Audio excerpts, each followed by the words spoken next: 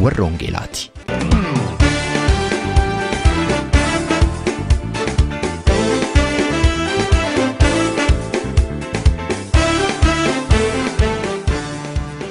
Reediyoon Warra Wangeelaa tokkummaa waldooti Oromoo Warra Wangeelaa Awurooppaatiin qophaa'e torbanitti si'a tokko guyyaa Sanbadduraa dhaggeeffattoota biyyootii gaanfa Afrikaaf naannoo isaatiif akka lakkoofsa sa'aatii Itoophiyaatti galgala sa'aatii 12 hamma sa'aatii 12:00tti dambalii gabaabaa kiilooheerzii 15,515 yookaanis meetir baandii 19 irratti dhaggeeffattoota kibbaaf giddugaleessa Awurooppaatiif immoo akka lakkoofsa sa'aatii giddugaleessa Awurooppaatti galgala sa'aatii 21 hamma sa'aatii 21:00tti dambalii giddugaleessaa kiilooheerzii 1,355 irratti kan isin qaqqabu Caamsaa Wangeelaati.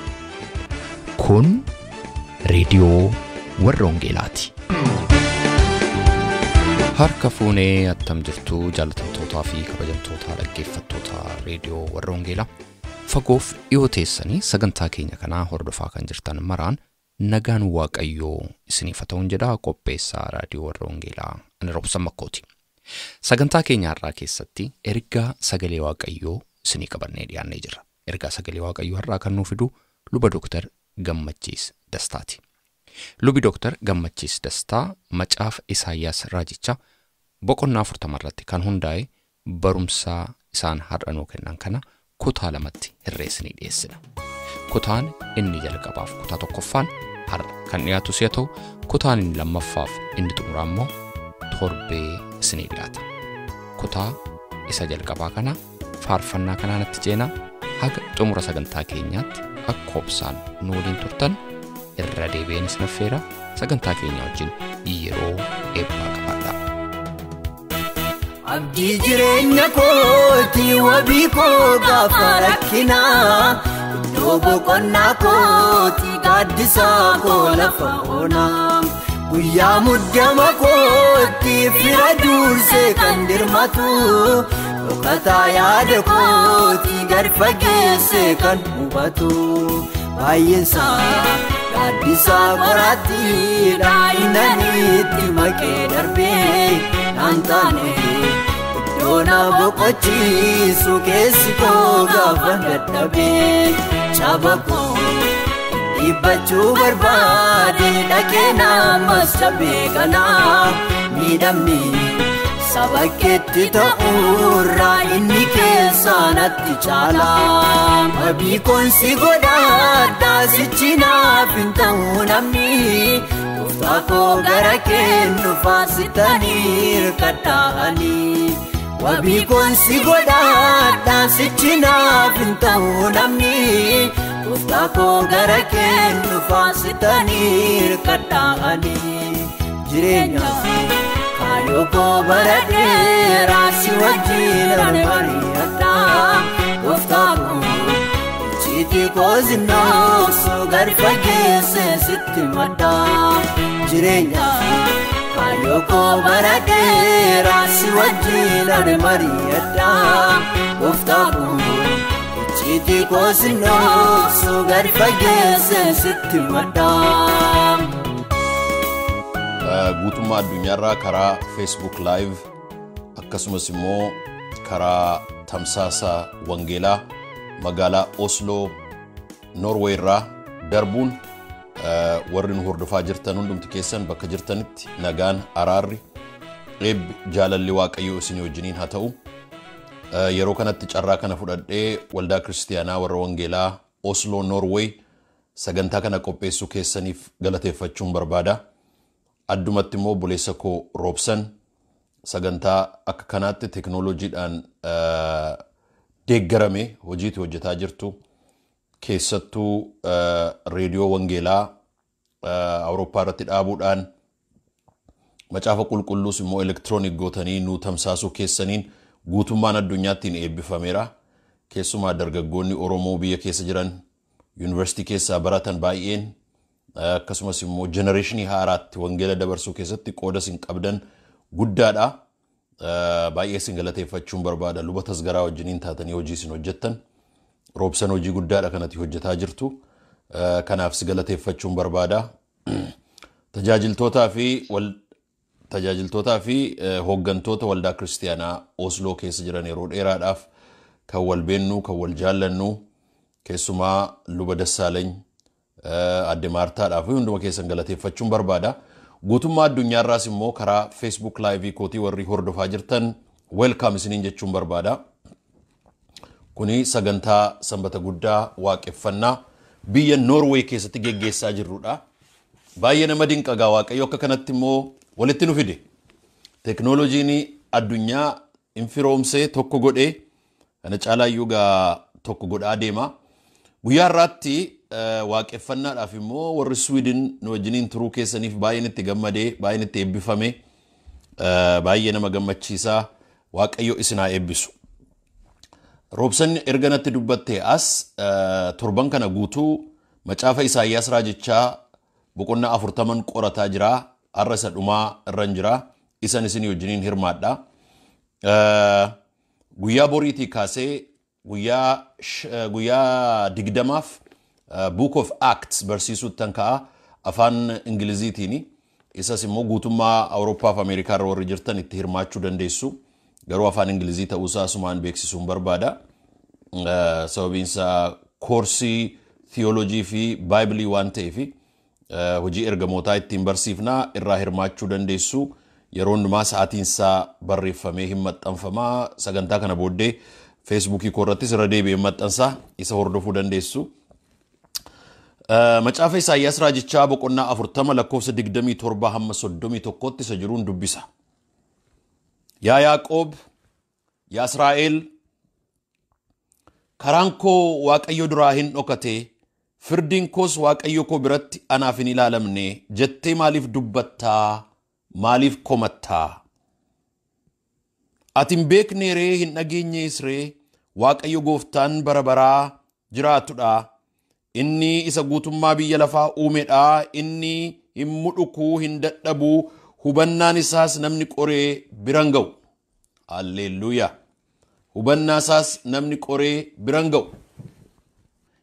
Yaa Yaaqoob, yaa Israa'el, karaan koo Waaqayyo duraa hin dhokate, firdiin koos Waaqayyo koo biratti anaaf hin ilaalamne jettee maaliif dubbatta?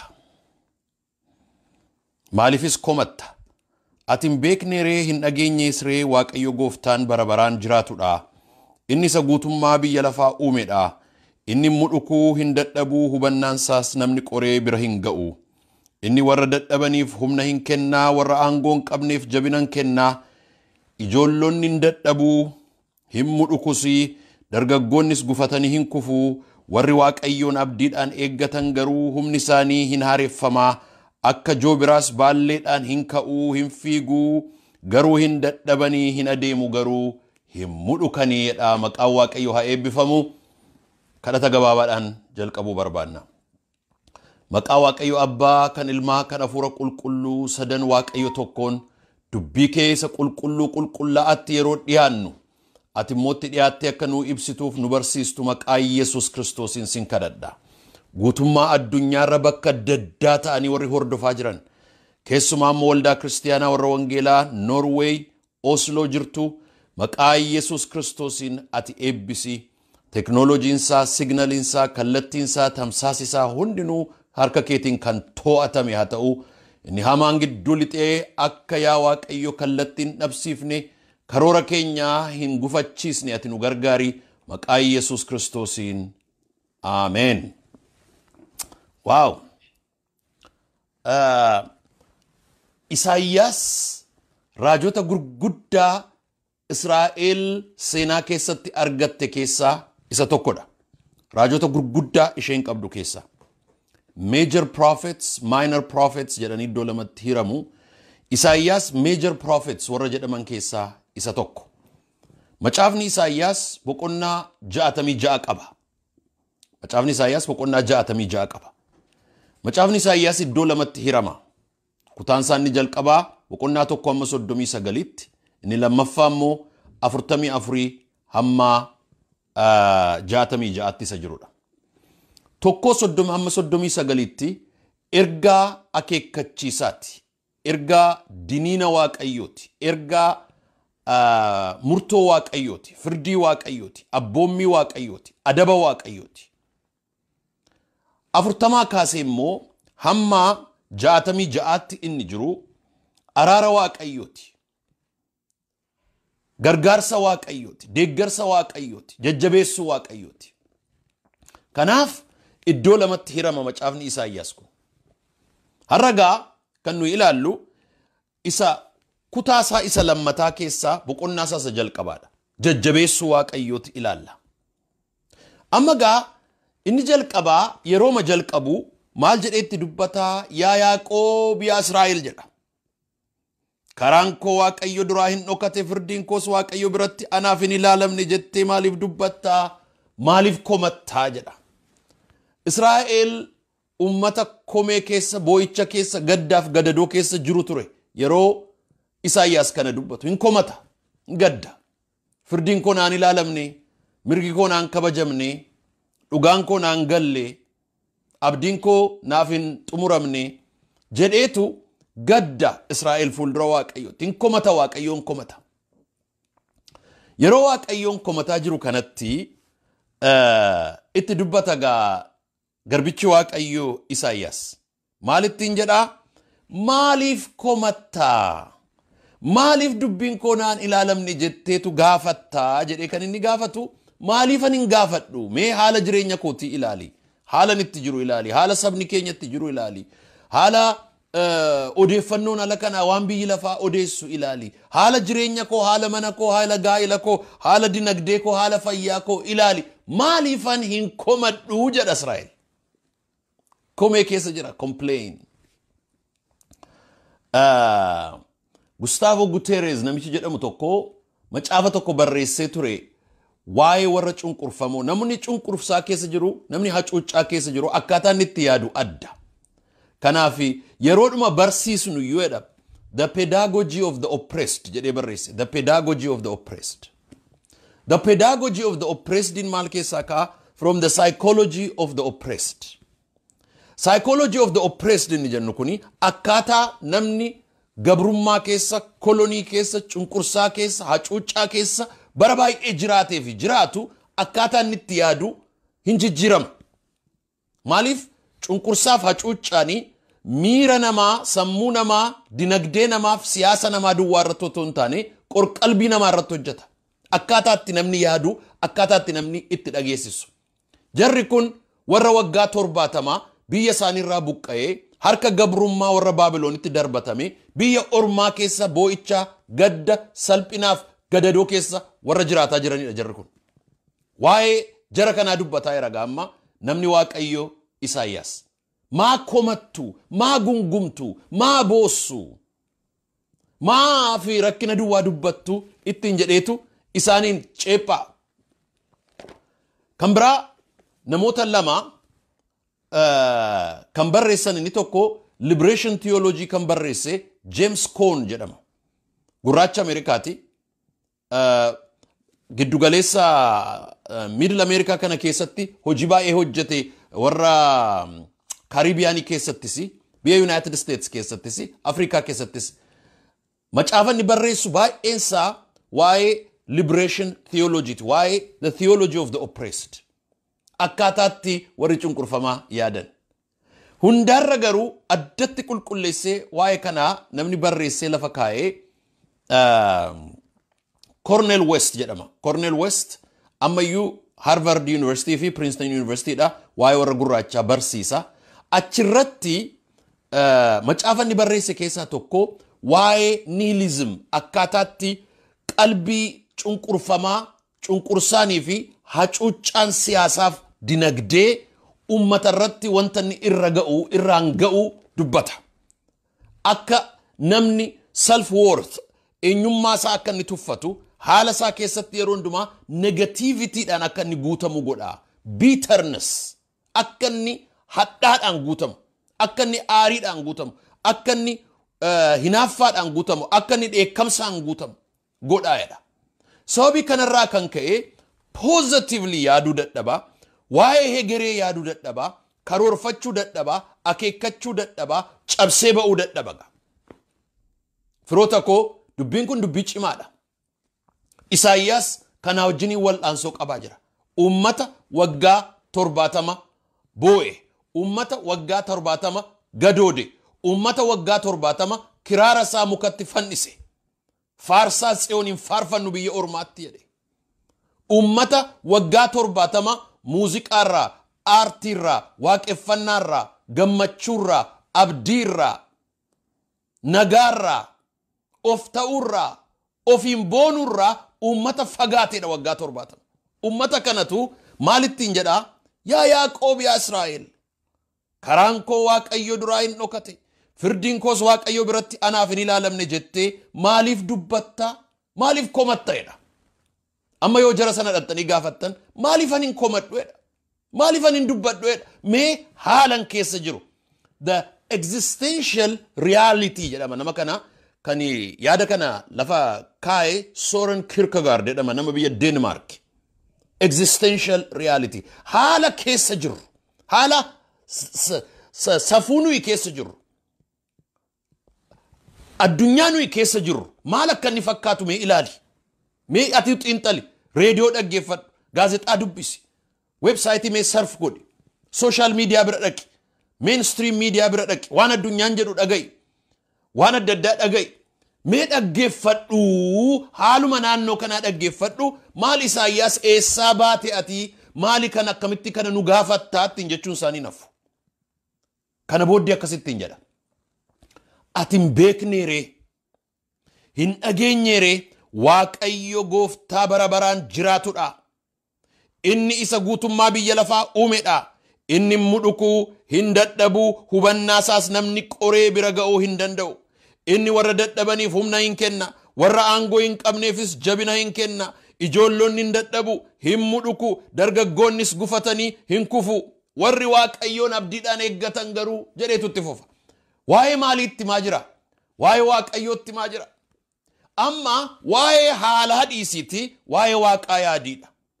Waa'ee Baabiloon dhiisiiti, waa'ee mootummaa Waaqayyoo yaadiidha. Waa'ee aangoo Nabukadanaasor dhiisiiti, waa'ee aangoo Waaqayyoo yaadiidha. Haalleluuyaa. Raabaraadabaasiyaa. Yeroo gaararraa ija kee kaastee waaqarra ija kee keessu gaaronni waan akka biyyootti sitti salphatu, sitti xixiqqaatu. Maqaan Waaqayyoo kan eebbifame haa ta'u. Ija kee haala keerraa, ija kee diina keerraa, ija kee rakkoo keerraa, ija kee naannoo keerraa kaasittiin jechaa jira. Achirraa kaasee be consumed with the vision of God. Be consumed with the person of God. Be consumed with the power of God. Be consumed with the person of God. Eenyummaa Waaqayyoo siyaa liqimsuudha. Yeroo baay'ee waan nuyi xiyyeeffannee yeroo hundumaa ilaallu reality jireenya keenyaa ta'a. Wanti nuyi itti xiyyeeffanne. Your focus becomes the context of your life, the reality of your life jedhu warri faranjii. Ati hin beekneereedha, hin beektuu. Maal? Hin dhageenye. Maal? Waa'ee Waaqayyoo hin dhageenye ati. Eewunni tokko gooftaa bara baraan jiraatudha inni. Yeroon isan dulloomsu, haalli isan dulloomsu, inni bara baraan jiraata. Warri har'ati argitu bara baraan hin jiraatan, hin dulloomu. Chronologiin jechuun time, yeroon isaan dabarsa. Biologiin isaan dabarsa. Kairos isaan dabarsa. Waan sadi. Chronology jechuun dhundhuma seenaati. Dhundhumni seenaa dirqama wal duraa duubaan deema. Seenaan hin dhufaa, seenaan hin darbaa, mootiin hin dhufaa, mootiin hin darbaa, barri hin dhufaa, barri hin darbaa, boqonnaan hin dhufaa, boqonnaan hin darbaa. This is chronology. Chronology jechuun dhundhuma seenaa wal furaa adeemu jechuudha. Dhundhumni seenaa wal furaa adeemu jaallates jibbes akkuma fide fuudhee deema. Chronology dha. Inni lammaffaan biology dha. Namni hin dhalataa, hin jiraataa, hin jabaataa, gaammee ta'aa, achi booddee qeerroof qarree ta'a, dabballee ta'a, raabadoorii ta'a, gadaa ta'a, hayyuu ta'a, gadamoojjii ta'a hin darba. Kun immoo baayoloojiidha. Baayoloojiin dhundhumaan seenaa ilmoo namaa dabarsa. Inni kan biraan immoo kairos. Kairos immoo interventionii waaqayyo seenaa ilmoon namaa keessatti cabse. Ati waggaa 50 akeekkatta waggaa 5tti deemisiin jedha. Ati bara dheeraadhaaf akeekkatta gadi bu'ii marga nyaadhu siin jedha. Ati bara baay'eedhaaf birciqqoodhaaf shukkaa mana waaqayyootiin nyaadha jetteettiin boonta girgiddaa irratti dhufee sii barreessa. Teqeel maanee faares siin jedha. Darbe mootummaan kee siin jedha. Seenaan waaqayyoo kairos inni jennu isa cabsee kiroonooloojiif baayoloojii gidduu galudha. Firoota koo isa kana dubbataga. Waaqayyoon kiroonooloojiin hin dabarsu. Waaqayyoon baayoloojiin hin dabarsu. Waaqayyoon kairos hin dabarsu. Warra kiroonooloojiin baayoloojiin kairos warra dabarsu kana maaf ilaalta ati yaa Israa'elittiin jedha. Maal ilaalu ree? Waaqayyo isa gooftaa bara baraan jiraatu. Mootii seenaa isa ta'e. Luba Dooktar Yoonaas Dheeressaa jedhamu. Profeesarii hiistiriiti. Seenaa waldaa kiristaanaatiif seenaa addunyaa nama gaarii godhee bisheessee beekudha. Sammuu cimaadha. Namni kun theoloojii Makaana Yesuus seminarii keessatti bara dheeraa barsiisan. Historianiidha. Abbaa seenaati. Yeroo seenan God is the Lord of history jedhu. God is the Lord of history jedhu. Maqaan waaqayyoo kan eebbifame haa ta'u. Hin beektu reedha. Maal? Waaqayyo gooftaan bara baraan jiraatudha. Bara baraan jiraata. Waan darbu ilaaltee hin boo'in hin yaaddain jechuusaati. Lammaffaa immoo waa'ee waaqayyo akkas jedha. Inni hin mudhuku hin dadhabuudha. Haalleluuyaa. Warra dadhabu ilaaltee maa gaddi ta'edha. Mootummaan Misir baranni ka'e mootonni isaanii hin dadhabnuudha ni yaadan. Iddoo awwaalaallee gaafa awwaalaman illee akka awwaala isaanii garbichaa wajjin awwaalamu turan. Hinduuga yooma erguma du'e illee booddee hin jiraata faayidhanii yaadu. Foonni isaa akka hin tortorreef qimamii meeqaan dibu hin darbu jedhanii yaadu. Darbe tortoree. Mootummaa warra Asoor ka'e darbe. Mootummaa warra Baabiloon ka'e Naabukadanaasor faa ka'an Bilxaasoor faa ka'an mootummaa isaanii caccabse. Mootummaa warra Faarsiif Meedoonitti iddoo lama cabse warri Faars ka'an Daariyoos faa darban isaanis. Achi immoo darbanii dhufanii mootonni warri Giriik immoo ka'an Alexander the Great faa ta'anii mootummaa gurguddaa. Mootummaan Roomaa dhufe darbennis mootummaan Roomaa garbicha duwwaa Room taa'ee garboota duwwaa miliyoona 70 qaba ture. Garba kan tola isaa hojjetu 70 million slaves. Darbennis Pompee faa mootota gurguddaa, Neeroo faa mootota gurguddaa, Augustus Qeesaar faa darban wal duukaa didichanii. Dhufan immoo warri Greek isaanis darban. Dhufan darbanii warri Britishis dhufan darban. Warri Ameerikaas raafaman kuno. Warri Chaayinaas gaggaban kuno. Maali hin argitu reedha. Hin dadhabu. Gurguddoonni hin dadhabu. Inni garuu hin dadhabu. Hin mudhuku. Mootummaan isaas tasan darboedha. Sana booddee inni isa guutummaa biyya lafaa uumedha. Inni mudhuku hin dadhabu. Hubannaa isaas namni qoree bira ga'uu hin danda'uedha. Waaqayyo waa'ee keenya waan beeku qaba. Waan yaadu qaba. Ermiyaas boqonnaa 29 lakkoofsa 11 irratti waa'ee keessan waan ani yaadu ana duwwaatu beekaadha. Waa'ee keessan waan ani yaadu ana duwwaa. Waan yaadu qaba. Waan yaadu qaba. Kanaaf hin gunguminaattiin jechuusaati. Ijoollonni hin dadhabu, hin mudhuku, dargaggoonnis gufatanii hin kufu hedheetu waa'ee ishee kanaan dubbachuu barbaadaga. Warri waaqayyoon abdiidhaan eeggatan garuu humni isaanii hin haareffamaadha. Amma gaa barsiisa akka nuu ta'uu fi tuqaa 3 asirratti isinii kenneen nagaa isinitti dhaama. Iddoo kana irratti dhufeetu guutummaa the exilic community warra jennu warra biyyarraa buqqa'ee cunqursaadhaa fi gidiraa yaaddoodhaa fi hiyyuma keessa warra jiraataa jiru kana keessa warra gabrummaadhaanii mootummaa Baabilooniin qabamee achi biyya Baabiloon keessa jiraataa jiru keessa gartuun tokko jiruudha. Gartuun sun maal isaan warra maalii warra jedhamanidha. Warra Waaqayyoon abdiidhaan eeggatan.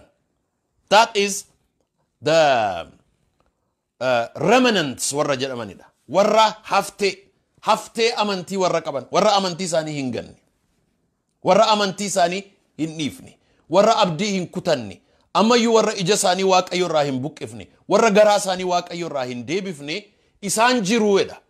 Warra tokko isaan, warri sun maal jedhamu? Warra abdii jedhamu. Warra abdii. Anaaf siigaa isaan. Warra abdii jechuun warra dubbii Waaqayyootti amanu jechuudha. Warra abdiiti nuyi. Warra nuyi. Uummata bal'aa keessaa, uummata miliyoonotaan lakka'amu keessaa nuyi qomoon keenya abdii jedhamna nuyi. Warra abdii jedhamna. Warra amantii. Warra amantii warra jedhamudha. Warra abdiif warri amantii kuni maalidha? Warri Waaqayyoon abdiidhaan eeggatan garuudha.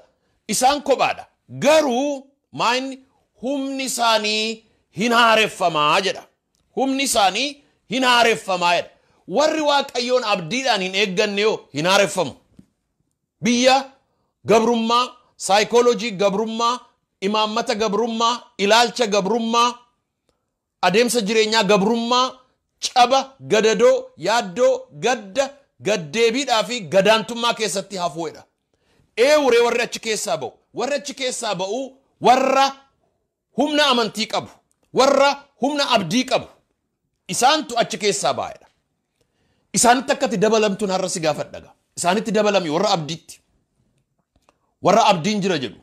Warra amantiin jira jedhu. Warra Waaqayyo jira jedhu. Warri karaan jira. Ifti jira. Moo'ichi jira. Nagaan jira. Eebbi jira. Kakuun jira. Jedhee warra Waaqayyoon eeggataa jirutti dabalamiisiin jedha Waaqayyo. Isaanitti dabalami. Warra abdii warra jedhamanitti dabalami. Isaan abdiin kun attamitti dhufa, attamittiin itti dabalama? Karaa sadiitti dabalamta. Tokko.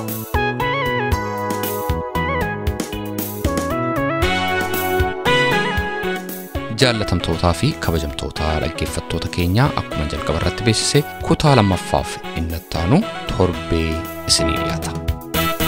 Abdii jireenya kooti wabii koo gaafa rakkinaa, iddoo boqonnaa kooti gaaddisaa koo lafa onaa. Guyyaa muddama kooti fira dursee kan dirmatu, dhokataa yaada kooti gad fageessee kan hubatu.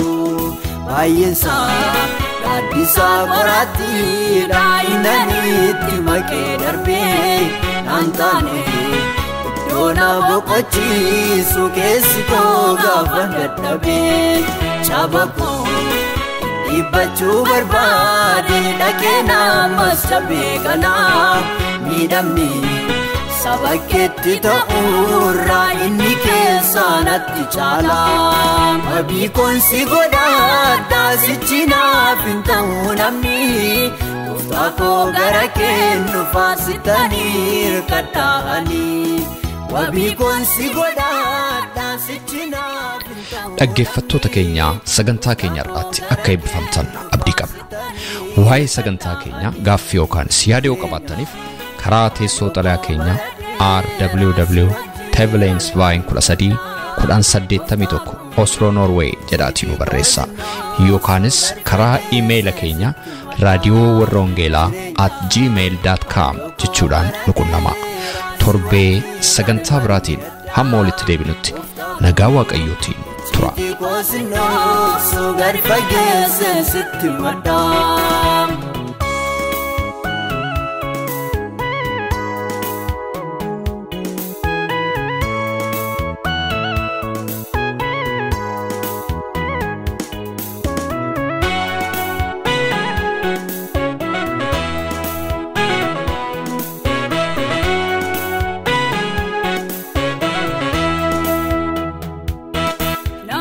Irkateekuuf naan harki kee lafaan kaasee Da'oo guyyaa rakkeenaa Yesuus koositu qopheessee Silaallee badeenaaf haa barbaadameyyuu hin argamu Harkisa jaalalaa keef malee anoo hin yaadatamu Gooftaa koo harkooluun sitti gaalaa danda'ee kophaan jiraadhu Ija koo Raketan ol fuudhaa giddan jajjabin argadhu Baroota kan baay'ee abdaadde gaafadhee waddina ni dhabee Miltolfoon warraan wajjin adeemu nagatame gaafa ni dadhabee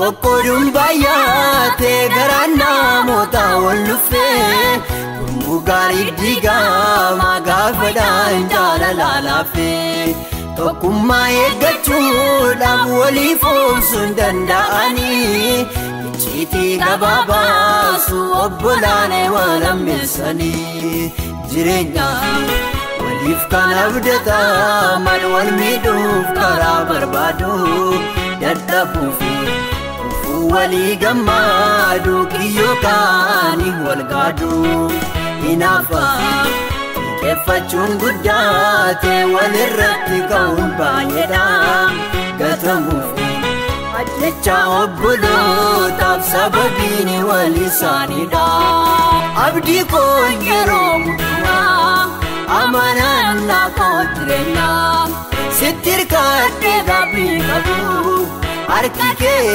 mana hin dadhabu Abdii koo yeroo hundumaa amanaan naa koo jireenyaa Sitti hirkadhee gaabii qabu Harki kee mana hin dadhabu Nageessaan jireenyaaf anoo beeka Si biratti dabala hin barbaadu Waa'ee koof karaa hundaan si eega Naaf furtaa rakkoosaan itti yaadu Waniif lubbuu qobsine amanaadha Sittaan of gata shakkii malee Karaa koo waan hundumtuu dhumaadha Bira qabaate hin qabu tokkollee Nageessaan jireenyaaf anoo beeka Si biratti dabala hin barbaadu Waa'ee koof karaa hundaan si eega Naaf furtaa rakkoosaan itti yaadu Waniif lubbuu qobsine amanaadha Sittaan of gata shakkii malee Karaa koo waan hundumtuu dhumaadha Bira qabaate hin qabu tokkollee